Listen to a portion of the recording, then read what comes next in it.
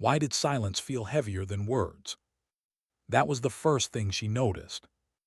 Around the table, maps spread wide, the low hum of a projector filling the space. Soldiers leaned in. Boots scuffed concrete. Chairs creaked. Voices passed orders like stones across a river, but none of them reached her. She sat at the edge, straight-backed, eyes locked on the grid glowing under fluorescent lights. Her hands stayed folded in her lap, knuckles pale against fabric. Not once did anyone turn to ask for her input. Not once did anyone call her name. It wasn't an accident. They had chosen her to be here, she knew that much. The commander had looked her square in the eyes when the assignment fell, his jaw hard, his voice steady. But the rest of them, they didn't understand. Maybe they didn't want to. She could feel it, the quiet judgments pressing in from the corners of the room. The sideways glances. The two-pointed silence. Why was she here? Even she wasn't sure. At least, not the way the mission dossier explained it. The words in the folder were clean, objectives precise, routes drawn sharp. But she knew better. Missions weren't clean. Objectives bled into one another until you couldn't tell survival from failure. And her presence here, among these men, these strangers who didn't trust her, wasn't about grids and checkpoints. Not really. She inhaled. The smell of dust and stale coffee filled her lungs. The fluorescent lights buzzed overhead. Across the table, a sergeant tapped his pen against the map, his voice low but confident as he traced a red line eastward. The others leaned in closer, nodding. His words blurred into background noise. Because all she could hear was something else. Boots on stone. The sound had haunted her for months, heavy, slow, echoing against walls she could no longer forget. Back then she had been alone. Back then she hadn't walked out with anyone at her side. Her chest tightened. She forced the memory back down. This wasn't the time. Still, the thought whispered like a shadow. What if it happened again? Her gaze drifted to the young man across from her. Barely 20, maybe 19. His uniform hung loose on his frame, shoulders not yet set by the weight of years. His fingers fidgeted with the corner of his notebook, tapping out some rhythm he probably wasn't even aware of. He noticed her looking, then quickly dropped his eyes. A flicker of shame pricked her. He was green, barely trained for what waited ahead, and yet even he seemed unsure about her presence here. She wondered what story he had been told. Because there was a story, there always was. But none of them had the whole truth. Rumors traveled fast in units like these. They spread faster than orders, twisted sharper than blades. By now, every soldier in this room had heard some version of her past. Some said she had been left behind. Some whispered she had abandoned her team. Others claimed she had survived something no one should have walked away from, but none of them dared to ask her how. And she had never corrected them. The truth was harder to carry than the rumors. The truth was heavier. The truth had faces, voices, names. Names she couldn't say aloud anymore. A chair scraped against concrete. She blinked, snapped back. The commander's voice cut through the hum of silence. His hand landed firm on the table. Alpha moves first. Bravo covers the ridge. Civilians confirmed in the compound, but intel is thin. We go in clean, we go in fast. Nods rippled around the table. Papers shuffled. Pens scratched. The young soldier bit his lip and jotted something down with more force than necessary, his pen digging trenches into the page. She felt the commander's eyes brush past her, once brief, deliberate. Not a question, not a reassurance, just a reminder. She wasn't here for them. She was here for the mission. And for something else she couldn't put into words. Her gaze dropped to the map again. The red line curved across unfamiliar terrain, villages dotted along the edges, a narrow road cutting through the hills, markers for checkpoints.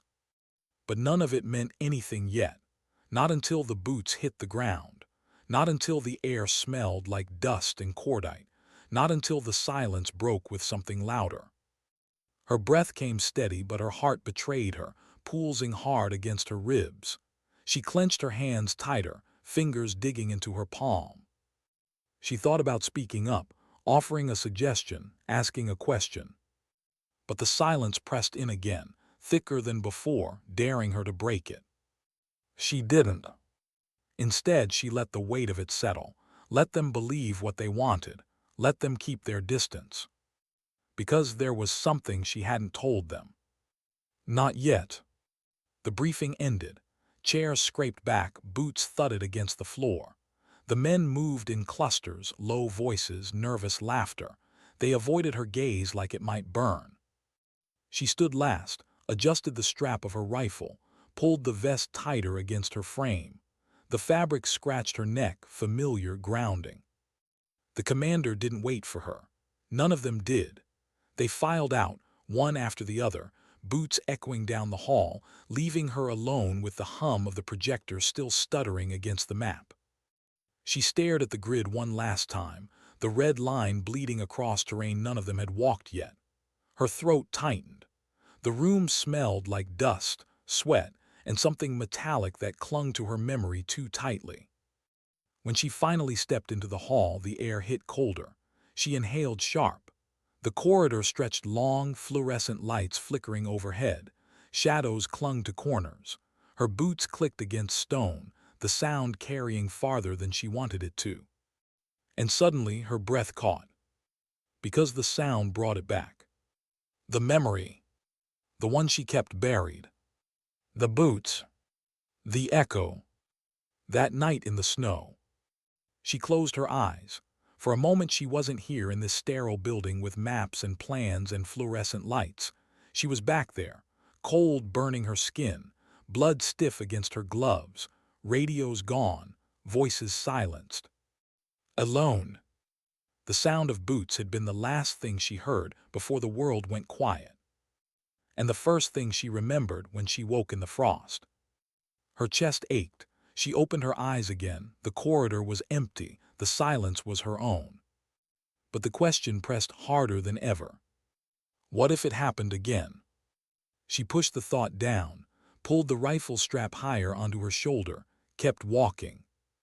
Because this time, she whispered it like a vow, it had to end differently. What did the silence before a mission feel like? It was never truly quiet. Engines rumbled low. Metal clinked where weapons shifted against gear. The faint smell of oil mixed with the sharper sting of dust. Even laughter, thin, forced, cut the silence into pieces.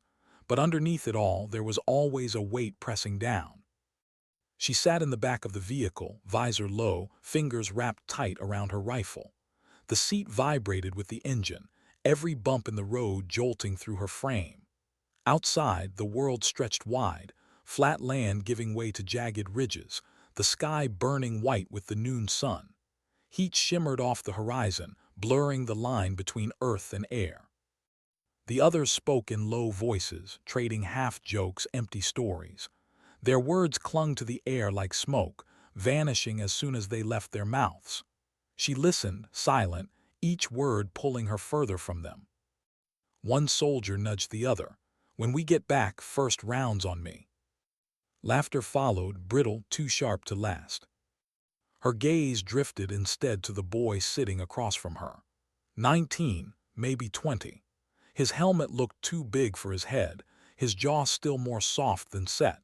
He had the kind of eyes that didn't yet understand what they were walking into. His hands moved restlessly, searching for something to hold. Finally, he pulled out a small photograph, edges frayed, colors faded from being handled too many times. He traced his thumb across it slowly, almost reverently, as though by touch alone he could keep it alive. She couldn't see the face on the photo, not clearly, but she knew the look. She had carried one once too. The boy caught her watching.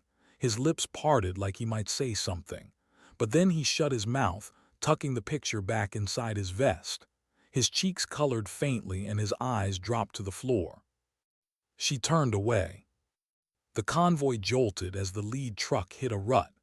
Dust billowed in waves, curling back into the open cabin. She closed her eyes for a moment, inhaling the grit, the heat, the raw taste of dirt. Her hand tightened around the rifle slung across her chest. Because she knew what came next. It was never the silence, it was what broke it. The road ahead narrowed between two rocky outcroppings, too narrow, too still. Her chest prickled with unease. She'd seen this before. Her eyes scanned the ridges, searching the sharp lines of stone for movement, for the glint of glass, the twitch of shadow. Nothing, only heat. But her heartbeat quickened anyway. Why wasn't anyone else noticing? Why was she the only one who felt it? Her lips parted. She thought about saying something, warning them, breaking the silence that had already marked her as separate. But her jaw locked instead. The words caught in her throat. And then it happened. The sound tore the world apart. A thunderclap, metal shrieking, fire blooming. The truck ahead buckled, shattering under the blast. Shards of steel spun into the air, flames pouring from the torn frame. Dust and smoke swallowed everything in an instant. Her ears rang, vision blurred. The vehicle rocked violently as shockwaves punched through. Screams cut through the haze. She hit the ground before she could think. Instinct, training, survival. The rifle slammed into her shoulder as she rolled for cover behind jagged stone. Heat scorched her face, debris raining down like shrapnel from the sky. Bullets cracked overhead. The sharp spit of automatic fire echoed off the ridge, bouncing from stone to stone. She sucked in a breath, lungs clawing for air thick with smoke and dirt. Her ears still hummed, every sound muffled and distant like she was underwater. But then she heard it, faint, broken. A voice. She turned. The boy. He was on the ground, body twisted, blood spreading dark against the dust. His hand clawed weakly toward the photo tucked in his vest, his lips trembling, eyes wide with something she recognized too well. She moved. She didn't think, didn't hesitate. She sprinted low, sliding across the ground to him as bullets snapped inches from her head. She dropped beside him, dragging his body toward the stone cover with a force that rattled through her arms. His breath came ragged, shallow, broken by wet gasps. She pressed her hand against his wound, blood hot and sticky under her palm. His eyes found hers, wide, frantic, terrified. Am I going to die? The words hit harder than any bullet. Her throat tightened. She pressed harder, her hand shaking against his chest. She wanted to tell him the truth, wanted to tell him she didn't know, wanted to scream that this wasn't how it was supposed to go. Instead, she lied. No, you're going to make it. His eyes searched hers, desperate for belief. She forced a steadiness into her voice she didn't feel, her jaw clenched so hard it ached. Gunfire continued to chew the ridge. Shouts cut the air. The others were returning fire, yelling positions, scrambling for angles. The commander's voice barked orders, raw and sharp, cutting through the chaos. She barely heard him. All she could hear was the boy's breath, wet and uneven, rattling in his throat. All she could see was the way his blood seeped through her gloves, soaking fast, unstoppable. Her chest heaved. Memories surged, another night, another voice, another soldier asking her the same thing. Am I going to die? The words still carved into her bones. And the silence that followed, when she couldn't answer, when she hadn't been able to save them, still haunted her. This time would be different. It had to be. She tore at her kit, fumbling for bandages, hands slick with blood. The world around her blurred, the firefight, the shouts, the roar of engines, but her focus stayed locked on him. Stay with me, she whispered, voice low, fierce, almost a prayer. Just stay. His fingers twitched weakly against her wrist. His lips moved, but no sound came. And then slowly, his eyes began to dim. No, she hissed, pressing harder, trying to hold him inside his body, trying to anchor him to the dust, the blood, the earth. Stay with me. But his chest faltered. His breath slipped. And the hand that had clung to her fell still. Her body froze. The sound of the firefight dulled, faded into a low drone, her vision tunneled. All she saw was his face, too young, too unready. The photo still pressed inside his vest, unseen, untouched. The memory surged again. The boots on stone, the silence after voices stopped, the cold that swallowed her whole. And she realized she was here again. The same moment. The same helplessness. But this time, she wasn't the one left alive by chance. She was the one forced to watch it happen all over again. Her chest ached so sharply it felt like her ribs might break. She swallowed hard, forcing her body back into motion. She couldn't stop. Not now, not with the fight still raging. With a trembling hand, she reached inside his vest, pulled out the photo. A girl's face, smiling bright, warm.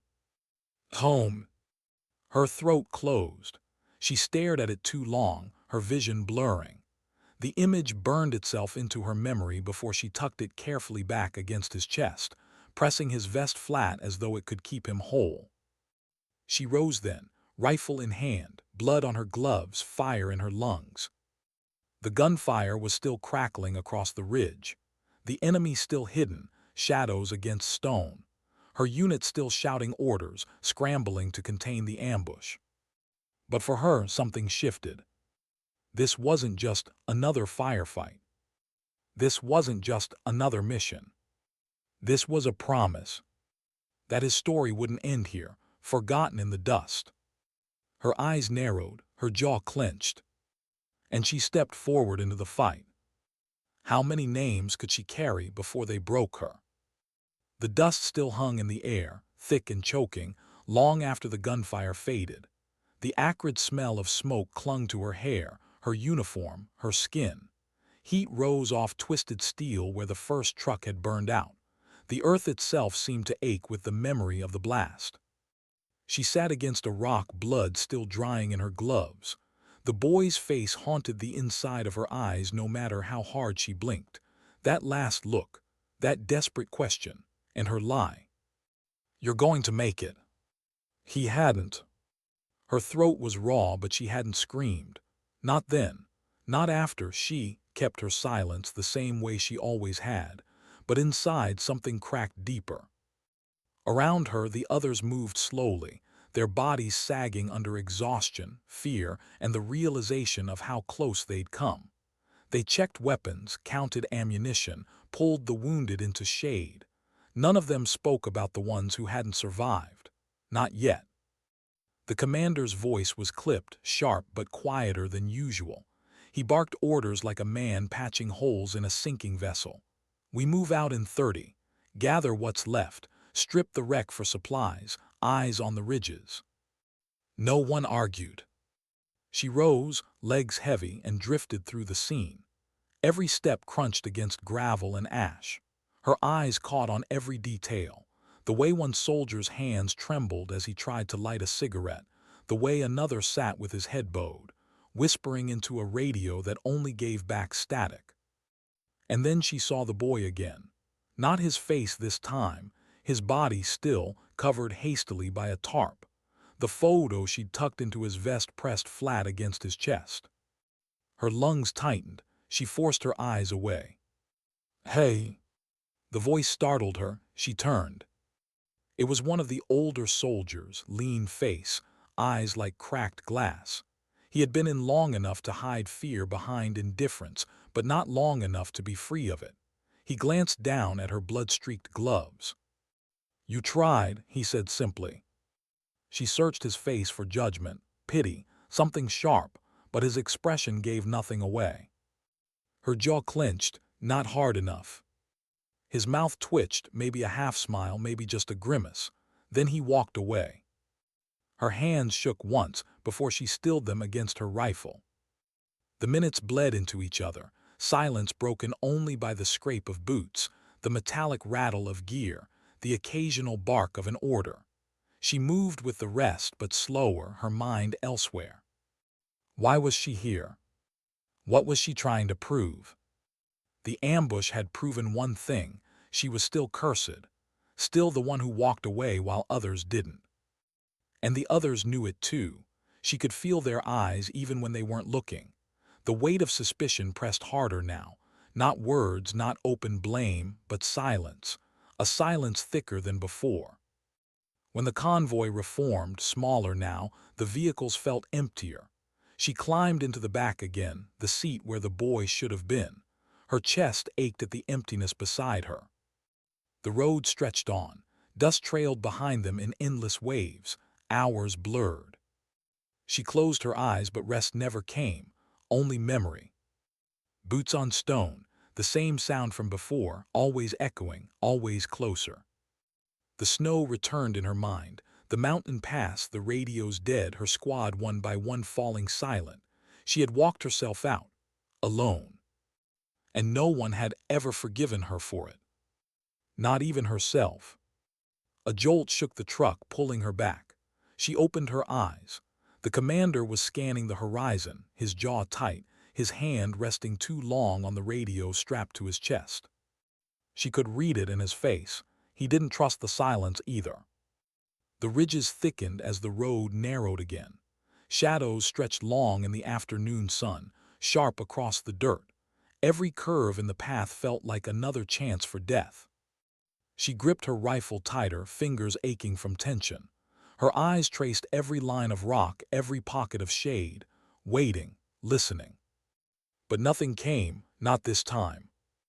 Instead, the convoy rolled into what passed for a village, half-collapsed stone houses, laundry lines sagging with dust, children darting like shadows between walls. The vehicles slowed, their presence swallowing the narrow street in rumble and smoke. Faces watched from doorways, silent, unblinking. She hated this part most, the way eyes followed them unreadable. Were they enemies, victims, or just people who wanted them gone? She shifted, trying not to meet their stares. But then she caught sight of one girl, maybe 12, standing barefoot in the dirt. Her eyes were sharp, too sharp for her age, fixed directly on the soldiers. And for a heartbeat, the girl's gaze locked with hers. Something unspoken passed between them, something heavy. Recognition, maybe, or accusation. The vehicle rolled on, breaking the moment. She exhaled slowly, the air burning in her throat. By the time they set camp, the sun was bleeding into the horizon, staining the sky with fire. Shadows stretched long across the hills. The village sat behind them now, silent and watching even in memory. They set perimeter, checked weapons, rationed food. The routines were mechanical, ingrained, but the exhaustion under them was raw. When night fell, the air grew colder. The silence deepened, broken only by the crackle of a small fire and the occasional murmur of voices. She sat alone, her back against stone, her rifle across her knees. The stars spilled wide overhead, too bright, too endless. She thought she might finally breathe. But then a voice cut the dark. "You froze today." Her chest tightened, she turned. It was the same older soldier as before, the one with eyes like cracked glass. He stood a few feet away, his face half-lit by firelight, expression unreadable. "You should have called it," he said. His voice wasn't cruel, but it wasn't kind either. "You saw it coming." She swallowed hard. "And if I had, would you have listened?" His silence was sharper than words. Her hands tightened around her rifle. "I didn't freeze." "You think they'll believe that?" His eyes flicked toward the others, shadows hunched around the fire. "They already think you're cursed." The words hit like a blow, but she didn't flinch. She stared at him, steady, even as her throat ached. He finally shrugged, turning back toward the fire. "Prove them wrong, then." And with that, he walked away. Her chest burned. She let out a breath she didn't know she'd been holding, the sound trembling in the quiet. She looked at the fire, the silhouettes around it, the thin threads of humanity holding them all together. Men who were breaking piece by piece, but still pretending to be whole. Her gaze drifted higher to the stars again. So many, too many. She whispered into the night, quiet, almost inaudible. A name, one she hadn't spoken in months. And for the first time since the ambush, she felt tears threaten. But she swallowed them back, sat straighter, and let the silence wrap around her once more. Because tomorrow the boots would echo again, and she would have to keep walking. Why was she still standing there, staring at the cracks in the stone? The others had already moved ahead, voices echoing through the tunnel, but her boots hadn't shifted. Not yet. The sound beneath her felt different this time, too heavy, too familiar, like memory pressing itself into the ground. She drew in a slow breath, steadying her pulse, and followed. The corridor stretched forward, stone walls dripping with years of damp, every sound magnified. One step, then another. The boots in front of her marked rhythm, a heartbeat of movement, but she couldn't ignore how her own steps seemed to carry an echo no one else noticed. Maybe it wasn't just the stone. Maybe it was her. "Keep up," the point man muttered, voice clipped, not unkind. She gave a small nod even though his back was already turned. She adjusted the strap of her rifle and kept moving. Her mind tried to wander, as it always did in these silences, to the last mission gone wrong, the one that had almost ended her story.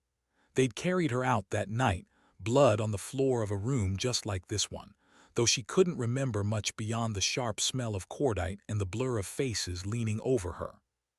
But the memory was what haunted her most. It was the question, why hadn't she seen it coming? Now every echo, every faint breath of air in a place like this, felt like a warning.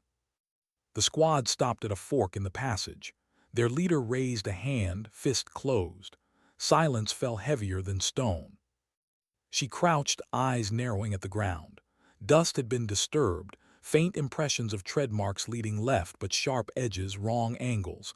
Boots, yes, but not theirs. The leader glanced back at her. He trusted her eyes. Without a word, she pointed left. The squad shifted. Weapons angled, they moved. She followed, her breath shallow. And then the sound came again. Boots. Not theirs, somewhere ahead.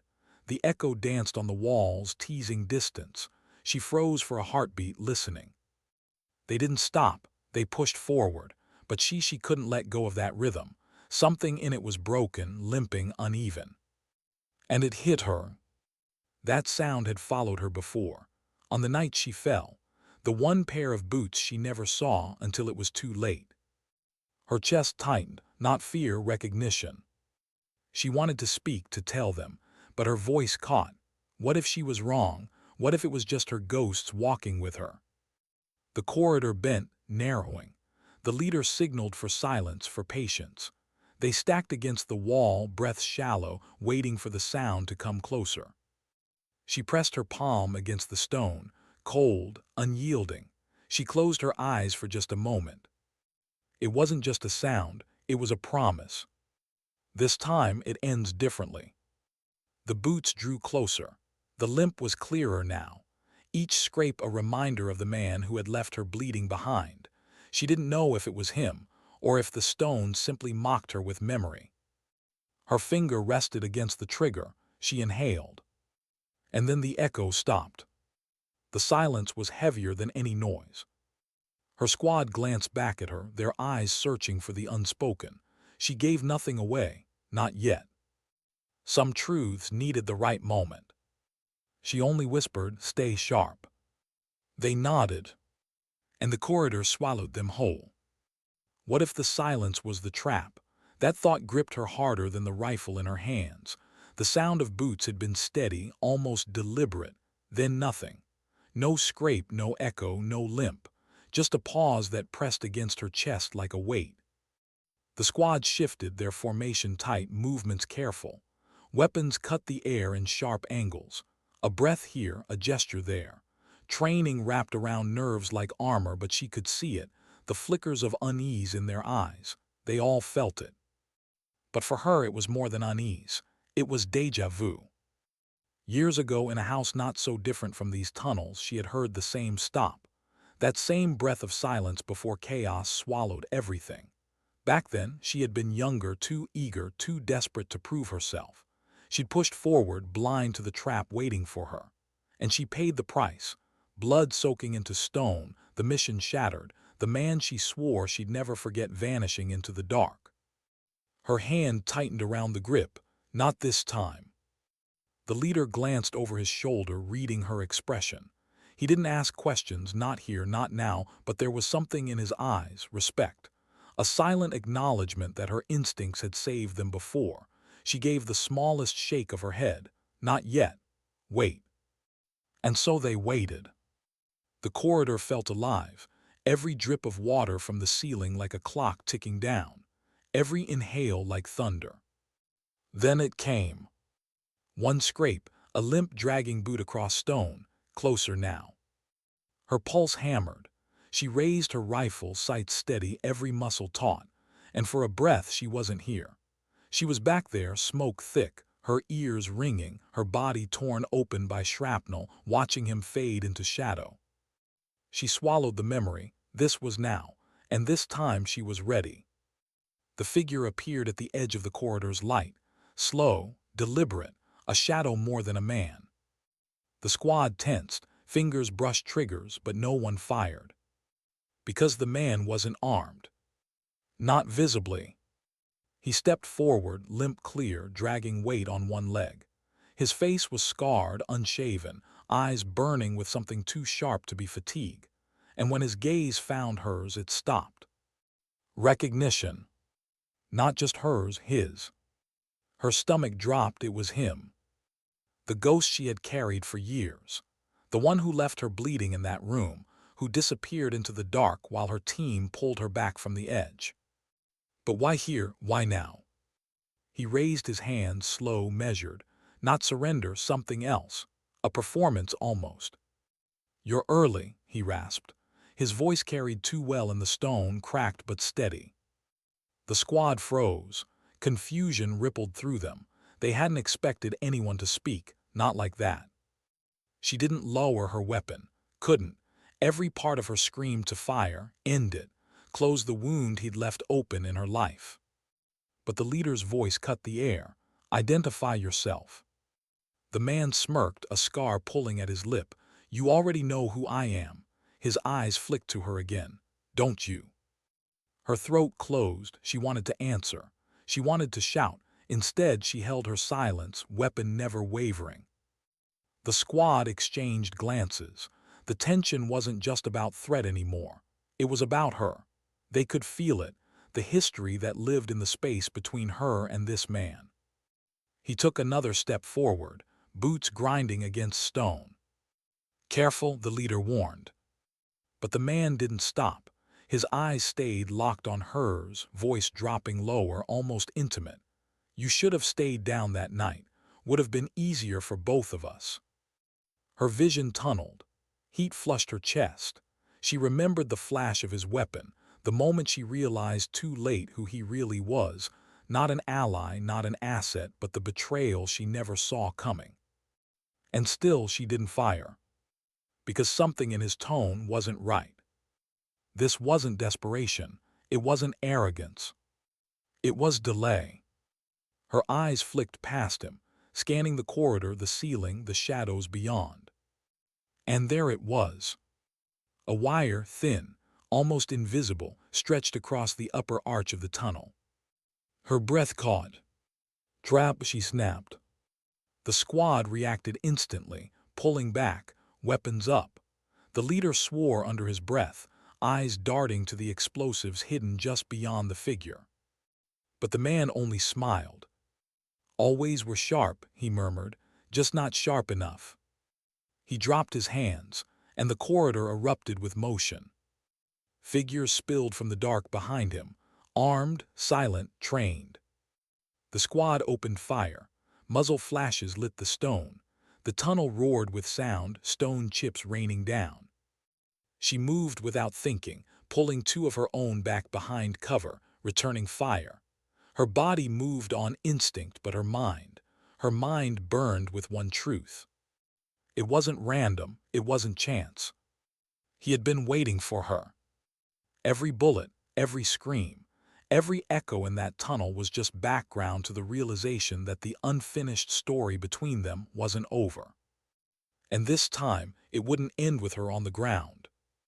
What happens when trust wavers in the middle of chaos? That was the question hanging in the air as the tunnel exploded with gunfire. The squad's formation splintered under the sudden flood of enemies, muzzle flashes carving violent light into the stone. Dust and smoke thickened, choking, blinding. Voices barked commands, some clear, some drowned in the roar. She dropped low, pulling one of the younger soldiers back just as rounds stitched the wall above him. The kid's breath was ragged, his eyes wide, fear raw and real. She didn't waste words, just shoved him behind cover, slapped his shoulder and slid out again. Her rifle was steady, controlled bursts, measured, every shot placed with the kind of calm that only comes from dancing with death too many times. But her eyes weren't just on the enemy. They kept finding him. Through the chaos, the scarred man moved like he belonged in it, slipping between bursts of fire, always visible just long enough to remind her he was there. His limp didn't slow him. If anything, it made him more deliberate, each step calculated, mocking. And she felt it, the weight of her squad's glances when they caught him looking at her, when they saw her hesitate for that half-second longer than she should. Trust, fragile as glass. The leader barked her name once, sharp, demanding focus. She responded with a burst of covering fire, cutting down two shadows that threatened the flank. She was still with them, still fighting for them. But in the back of her mind, the question gnawed. Did they believe it? A grenade clattered across the floor. She saw it before anyone else. Without thinking, she lunged, kicked it hard, sent it skittering down the corridor before it detonated in a thunderous boom. Shards of stone rained over them. The shockwave punched her chest, but they were alive. The younger soldier she'd saved earlier looked at her differently now. Not just fear, something else, something closer to belief. Still, it wasn't enough to silence the memory of the man's voice. You should have stayed down that night. The firefight thinned. The enemy pulled back, dragging their wounded, shadows melting into the stone like they'd never been there.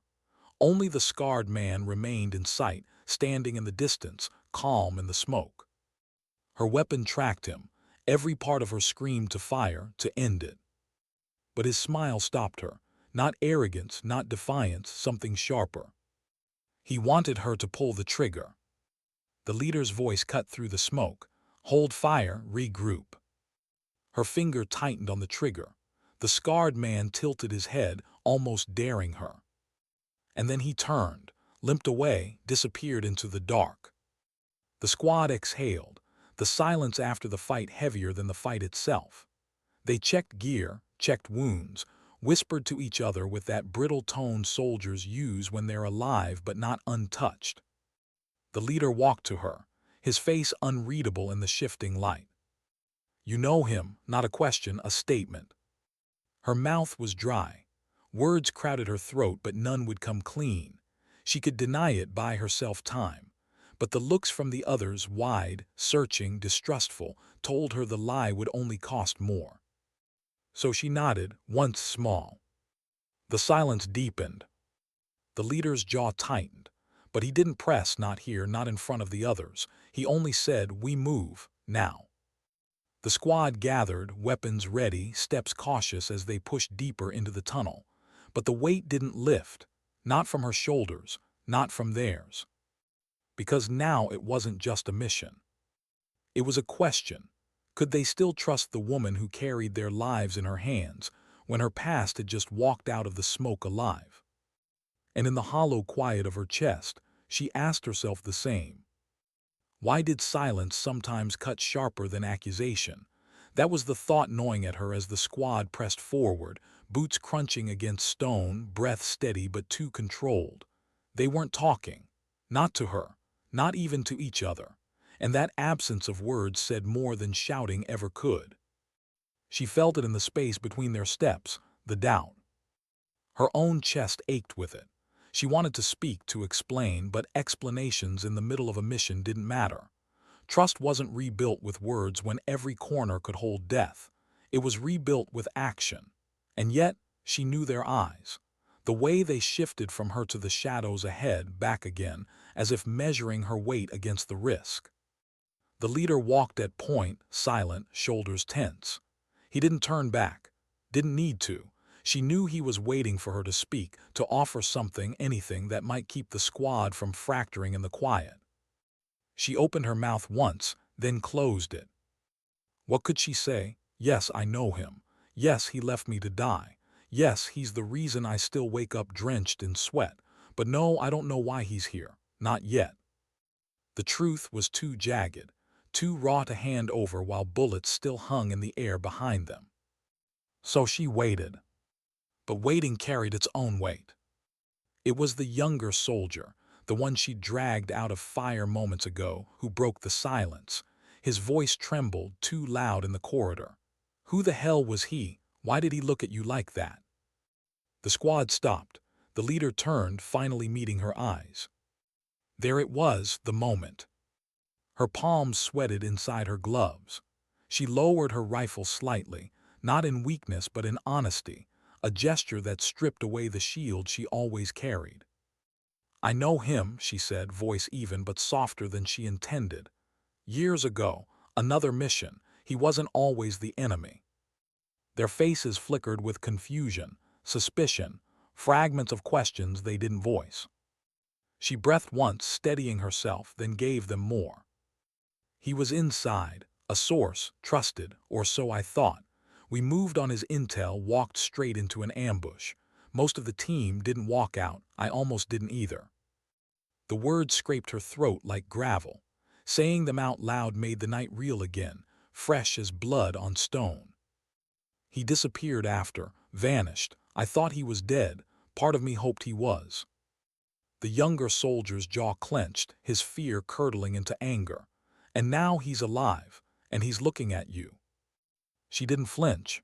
She let the weight of that truth sit in the air. The leader's eyes searched hers.